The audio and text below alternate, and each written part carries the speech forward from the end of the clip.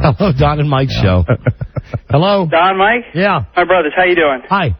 I was wondering when you're going to get to the Brian Wilson CD. Today. Promise. Mark it. Write it down. Promise. Thank you very much, because I'm heading out to Atlantic City in about an hour, and I go out, once you get north of Baltimore, I can't pick you guys up, even on AM, so. Gotcha. All right, promise we'll get to it. Oh, Mike, by the way, I saw your wife the other night at Clyde's. Oh, did you really? Yeah. Yeah. At Clyde's. No, she looked very nice. Really? Yeah, she's a very, very nice woman. What night? What night was trouble that? Getting drinks. What night was that? Just kidding. She was banging waiters two at a time. There you go. I knew that was coming. All right. Hello, Don and Mike's show. I don't believe Don, it's Mike. You don't believe that, Rob? No, I don't. I think that was a prank call. Thank you, Rob. Hello, Don and Mike. Hey, Don. Yeah. I don't care if you guaranteed me that $500. I wouldn't sit in that room with that bitch. With your ex-wife? Yes. You know what? Neither would I, my friend. Neither would I, but I guess that there are people out there who are bigger people than you and I. Or glutton for punishment. I would not. Mike, take your current wife out of the equation. Yes. Think about your first wife, which is what I'm basing my denial on. It's so with my first. We as soon as everything, all the payments were done. I mean, we went in totally different direction. Absolutely no contact. I don't know whether that's. Would you? I mean, there were no children, and she went her way. I don't know where she is. She doesn't know where I am. Would you sit in a room with her and play a radio game? Sure. Yeah, with my first wife, absolutely. See, that's where we're different. because I mean, it was just. I wouldn't.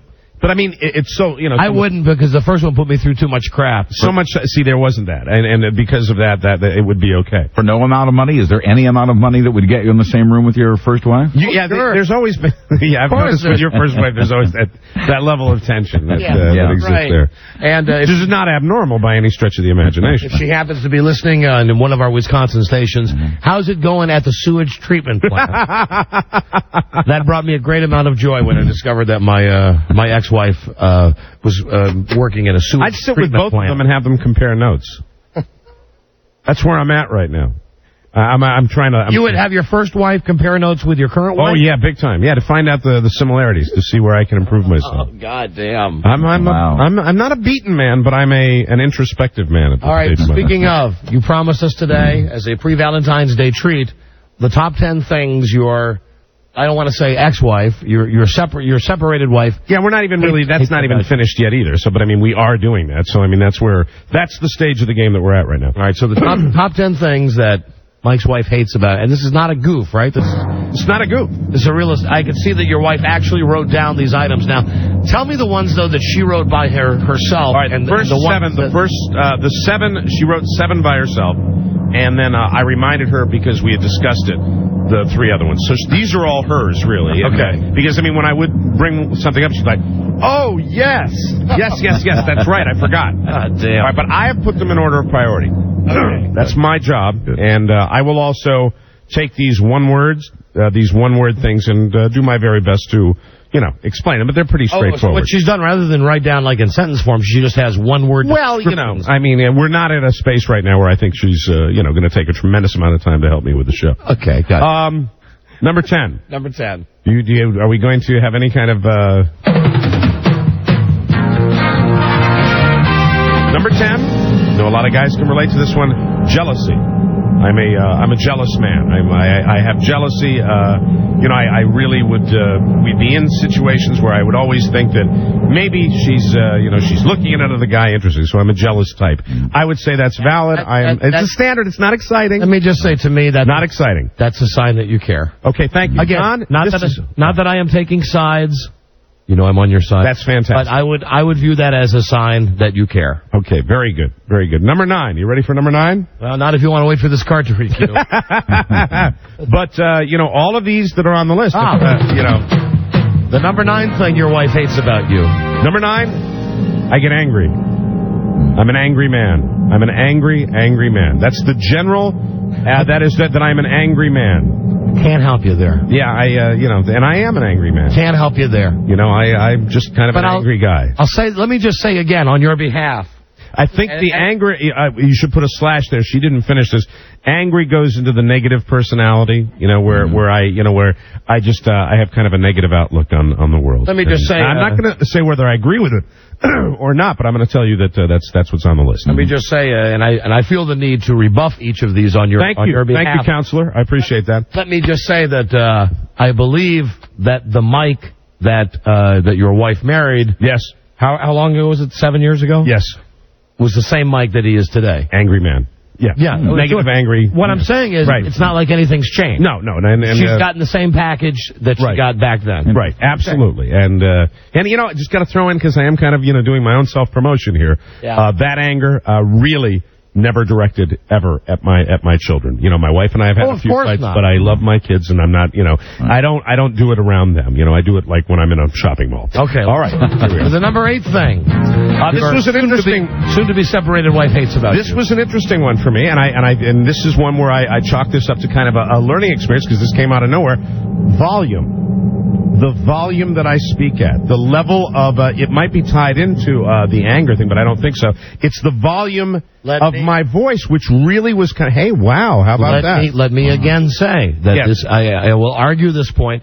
God damn, you should hire me to be your lawyer. Yes. Well, that doesn't, it's a no-fault thing, so it doesn't matter. But still, it's simply in the court of public opinion. I would say, you speak at a higher level for 4 hours a day. Yeah, that is a natural way. When you do what we do for a living, you kind of, that's the way you talk. And you've been with me, and God knows Frida's been, with Rue McClanahan in the restaurant. Right. Where I wanted to call Rob and tell him what's his name is Rue McClanahan, and Frida said, keep your voice down. I said, I am keeping my voice down. And she said to me, you don't understand.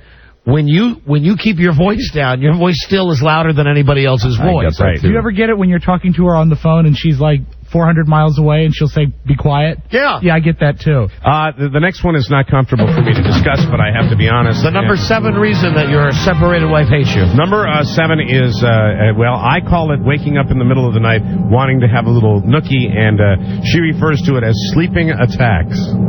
Sleeping attack. And this is true. This is a valid one, and it's one that she had a problem with. It is me wanting to make whoopee in the middle of the evening. It is in the middle of the night, and waking her up to do so. I'd like to point out, though, Counselor, I would always wake her up. Let me just say. Good for you, Mike. Thanks, Mike. But see, she didn't like that, and I completely understand that. Let me say I wouldn't like it, I suppose, either if I was in the middle of sleep. Sure you would. Let me say that when two people are married, they sign a marital contract between them, which includes boning 24 hours a day. That's right. And frankly, much like with the one about you being jealous. Yes. She should be flattered. Right. And, okay. And, okay, number 6. Number 6, my lack of attention, in parentheses, bad listener. Tough one to defend on, it really is. On this one, You are guilty. You know that based on... You are guilty. I'd much rather hear what I have to say than what somebody else has to say. You are. There is nothing I can do. Ready to move on. What? You are so goddamn guilty of that one. I am guilty of that, yeah. My whole family is, and I only realized it through, many sessions of counseling, is that my family's the kind of person, they'll say something, they'll make a statement, they'll even ask a question, and we all do this in the O'Mara family. We will ask a question, and then we will, literally, in my sister's case, literally look in the other direction and, start observing another table at a restaurant or something. I'm like, are you listening? And they'll turn around and say, what? What was that? I've noticed. So thanks, Buzz. Well, Mike. I appreciate that. Mike, You've noticed that. Yeah. You were laughing about it. It's true. We've all noticed. Really? So that's one that I really maybe ought to highlight. Well, let me give you work on that one. Give you an example. Like when we're out in a social situation or on the show. Here's an example. No, not on the show. On the show, I think I pay attention. I'll give you an example. Yes. That we'll be up in the office, and Rob will come up to the office, and Rob will start saying something like, "Hey, Julia did something fantastic over the weekend," and he'll start, and you will just, in the middle of what Rob's saying, you'll say, "God, I didn't realize that President Bush's approval rating was 98%. Okay, valid. Good. All right. Bonus party. That was number 6. All right, number 5. Let me say, we love that about you. Well, thank you. No, but let me just put an asterisk there. Because, that'll help with anything. Like my future endeavors. All right, number 5. Big one, and you know what? you're all going to go along with this one. This is not defensible. My attitude in traffic. Okay. My attitude in traffic, really, and I think everybody in this room, everybody I work with, has first-hand experience. Buzz, you're looking like it doesn't bother, and I don't think it does bother you. I've not had a personal problem with that. Buzz actually I've only heard about it. Buzz actually enjoyed that one time we were driving. Well, maybe not. I might have been egging you on, in fact. That's what it was. There may be a little of that in me. Yeah. So what it is my attitude in traffic, really, that I have tried to get myself under control. I am not a good... this is the way I look at it, and I don't do the road rage thing like I may have in the past, but I will tell you that my feeling when I get behind the wheel of a car is that everyone else is the enemy. Let me just say, I've heard nothing yet that approaches deal-breaker status for me. Well, Don, it's cumulative and significant. Okay, number 4. I must say that. Number 4, and here's, nothing I can do about this. Number 4 is gas. Oh. Now, number 4 is gas. I don't know if she's serious or not, but she probably maybe going for a easy laugh here, but she put gas down, and you know what? Come on, you're a normal man. Let me tell you something. The morning gas is not, really what has come out. I really think she does not like it. That's one of your all-time best ones that we put on tape. And that would sound like many, what do I mean many? Almost all morning. Wow. That's how I wake up in the morning. Number 3. Number 3. Where's number 3? Now, this one, I'd like to defend myself on this one. Lack of energy at home. Which means basically guilty. Coming home, and just kind of like not having a lot of energy for everybody. Guilty. That, Don, I'd like to mention that when I went on my antidepressant medicine, that contributed severely to that. If it was bad before, it was double after I went on that stuff, because I would come home and I'd be like, I was not functional. But even before that, I would defend you on that. I was couch potato. I remember the stories about your wife out on the backhoe and digging ditches. Yeah, maybe if I had been a little more, in tune with that, I would have helped doing some project around the house. But I never did, and frankly, I don't have an interest in doing that. Number 2. Yesterday, when you were talking about the reverse newlywed game, you had mentioned that we ought to ask, one of the questions should be, what is your least favorite physical characteristic on the person? And so I asked her specifically. She thought about it for a while. She made a couple of joke answers, and then she looked at me seriously, and she said, your earlobes. Wow. Now, I'm going to take off my headphones for a second and show you that. Turn them down. I don't like my so we don't get feedback. I don't like my earlobes either. I'm gonna show you this. Okay, look what I can do. They're real. They're big and they hang. Knock it off, head. I don't want to hear a wow from you. Thank you very much. Behave yourself. You don't have Prince Charles ears. I don't have Prince Charles ears, but I have large earlobes. And you do. Much like what was the one that surprised me? The volume one. Even though I know I'm loud.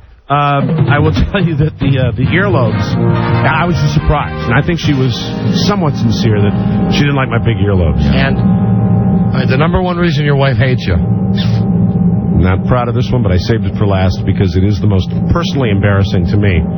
Stained underwear.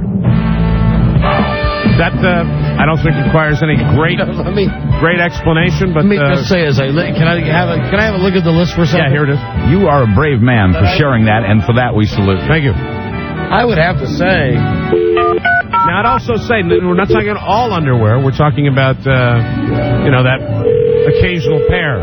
Right. You know what? I bet... I don't know why you're getting separated. I really don't. Well, this sounds like this could be my wife's list for me. Hey, sweetie. Hey, I have a question. Yeah. Why are we getting a divorce? I'm looking at this and I'm thinking, well, now, the jealousy thing, I am jealous. You're super jealous. I'm super jealous. Now, you have to give me a pass on the anger, though. Mm-hmm. You've never known me to be a terribly angry man. I wouldn't call you angry, but you do have, because you don't have, I think Mike has a hotter head than you do, but you are crabby in the extreme. Hold on. Not recently. Thank you. This is not like a 2-week thing. No, absolutely no. Months and months now. No, it's been for about 6 months. You've been. My wife brought it to my attention one day when I came home from work. She said, "You realize that," and I would like to blame that on Ken Stevens. Mm-hmm. She says, "When you come home from work, you're just a big ass." You were just unhappy and crabby, and we didn't want to be around you. So I adjusted my behavior. Mm-hmm. But that was a temporary thing. And now what about the volume? I know that you agree about the volume at which I speak. The volume at which you watch TV, I now realize it's because you're a grandpa. But I don't know why. I mean, everything is louder around you. All right, what about, let me see, my earlobes? My earlobes okay with you? No, but it was grossing me out. My earwax? Yeah, those ears. It was gross. No, we were in the car the other day, and she was saying, when you get home, please. I don't like talking to your profile. For the love of God, get a cute... Oh, man, earwax is gross. All right. Yeah, so what? That's like a part of life. Mm-hmm. And incidentally, I left you a pair on there today you're going to love. Gas, now. Do you consider my gas to be a major problem? It's not my favorite feature about it. Yeah, and then that's kind of where my wife is coming from. She is, it is not a major, but it is significant enough where I really got that vibe. Not only is it on the list, but I really got the vibe that was something that may be a problem. However, you can have gas, but you can control it. Exactly, and then my impression was that, perhaps I should have behaved like I would around people in public. How about a lack of energy? Well, if you're talking about, you are a wild man with a remote control. But I don't see you out there, with the rake very often. No, that's not my bag. No. Attitude in traffic? You do say a lot of bad words to people that can't hear you, where I have to enjoy your crabbiness with traffic, and that is kind of annoying. You can curse at other people, but you aren't disturbing their day. You're just killing my buzz, and I haven't cut you off. All right. I feel like I'm listening to a playback. My lack of attention. Bad listener was written here. Mike's a bad listener. I think it's even been documented in the Washington Post that you only listen to my first paragraph and my last paragraph, that you cut out all the in-between. All right. And the sleeping attacks. No, you don't usually... I attack you when you're awake. No, it's mostly when I'm away. Because I think you learned early on that I don't respond. That is very, and incidentally, that is on the list. That is very, very. That was hard because that is very significant. And I would think that's she doesn't like that at all. Generally, I would think our sex is consensual. Well, because you did. You have tried that. I'm talking about Frida and I. I know, but you made it sound like that. No, I'm talking about Frida and I. That's a sensitive issue. Sound like you raped her. Yeah, well, honest to God, she didn't like that in the middle of the night. She really didn't. But after she turned you down a few times, didn't you get the hint? No, probably not. Well, see, my husband took that. My husband does not like rejection. So. Well, here's the deal. I because of the middle of the night thing, it didn't make her feel good, and that was something that I completely agree with, and I would do differently. What you got to learn is just how to deal with the rejection. That I've learned to deal with it. That I will, Well, I know. Hold on. Wait. Let me just interject here when we're talking about rejection. It's not like I was rejected and then completely. I didn't force myself on this woman. I'm talking about me, not you. I've gotten used to the rejection. I've gotten used to saying to her, "Hey, we got the house to ourselves," and like the other day when I told you, she said, "No, look, I'm cooking eggs." Right. Exactly. So I'm used to that. On the list that is a big one for me. That is one that I would change, and that I completely agree with. Well, I don't know. You used to try the middle of the night thing until you found out it didn't get you anywhere, so you stopped trying. Right. Now, when you would try your middle of the night thing, would Laura reject you, and then after a while you'd be trained? Yeah, well, it just stopped after a while. It stopped after a while. But I think when it was happening, she really didn't like it, and it bothered her, and it's valid. So then the problem would be fixed. I do have a lot of the same complaints with my husband, but he usually tries to fix them. And I know given time you would have fixed yours too. Thank you. That's very nice. And you know what? Can I say something really about this seriously? And I said this to Don last night. One of the things, the attitude we have, and I want everybody to know this because it's important. When we're going through this, we are doing this, and we are, I'm not predicting the future, and neither is my wife. We are doing this. We are, as many people do in these situations, we are separating to try to work things out. That is why we are saying time apart. We're doing that. Hopefully down the road, things could work out. I certainly hope so. I love her. I do. She loves me. This is something I hope is going to work out. So, I know I talk about it a lot, and, I know that I make the list of things that I do wrong, but I do want people to know that is the attitude of me, and that is the attitude of my wife. That is why we are doing what we're doing. And that list is a list of 10 items And there are, emotional issues involved that go perhaps slightly deeper than that. All right, because I was going to say that is not the be all. If you take the list at face value, you would say this would be the list of any normal married guy. But you also, when you're on that list, you're talking about, you're talking about things that relate to other things, and you're talking about people that are trying to get along. Frankly, it's just not getting along. And man, that's it. I know it sounds like a real blanket thing, but it's not getting along. I love her. She's the mother of my beautiful children, and nothing would make me happier that if in the long run there's a happy ending to this thing and we get back together. I would be very happy. I believe she feels the same way, but for now, this is what we're doing. You give this list back to your wife, yes. and note that I have written a number 11. Very good. Okay. Which I think it really is. This is something that you've... you know what? Not a problem. Don wrote on number 11, booze. You know what? Not a problem. You would think. Absolutely not a problem. No, and I can tell you the reason why, and I have it right from the horse's mouth, why the booze doesn't bother her. Why? Because if you act like a jerk and you're drunk, she can blame it on the booze. Did she really say that to you? God damn. All right, sweetie, love you. I love you too.